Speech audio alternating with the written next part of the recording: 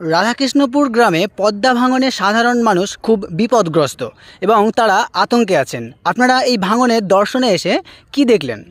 আজকে আমরা শেখালিপুর গ্রাম পঞ্চায়েতের মধ্যেই রাধাকৃষ্ণপুর গ্রামে আজকে আমরা গঙ্গা পদ্মা ভাঙনের যে কারণে হচ্ছে, এখানে আমাদের মূলত এগ্রিকালচারের যে ফসলগুলো আছে সেগুলো বাদ দিয়েও হর্টিকালচারাল যে ক্রপগুলো আছে আমাদের এখানে, ফুলকপি সবজি, মানে এই বর্ষাকালীন যা সবজি আছে, বেগুন, ফুলকপি থেকে শুরু করে কলা গাছ, বাগান, আম বাগানও এখানে এইভাবে গোটা বাগানে একেবারেই তলিয়ে গেছে। ঠিক আছে, তো এখানে আমাদের ব্লকের সহকারী সভাপতি আছেন, সঙ্গে আমাদের এই অঞ্চলের এই উপপ্রধান আছেন এবং চাষি ভাই এলাকার আমরা আজকে অ্যাসেসমেন্ট করার চেষ্টা করছি যে কতটা এলাকা ধস তলিয়ে গেছে, আবার কিছুটা সম্ভাবনা আছে সেটা আমরা দেখছি।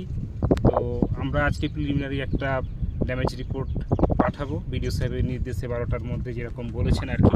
আগামী 7 দিনের মধ্যে আমরা আবার ফাইনাল রিপোর্ট করবো যে এই ভাঙনের প্রবণতাটা কমছে কি বাড়ছে সেটা আমরা দেখবো, আরও এলাকাকে বাড়তে বা কতটা বাড়বে কমবে সেটা ফাইনাল অ্যাসেসমেন্টটা আগামী 7 দিনের মধ্যে কমপ্লিট করবো আর কি। যে সমস্ত চাষযোগ্য জমিগুলো একের পর এক বিলীন হয়ে যাচ্ছে, ফসলগুলো নষ্ট হচ্ছে, ক্ষতিপূরণ পাওয়ার কোনো ব্যবস্থাপনা এটা রয়েছে কি? আমাদের সরকারি সিস্টেমে নিশ্চয়ই আবেদন আমরা রাখবো।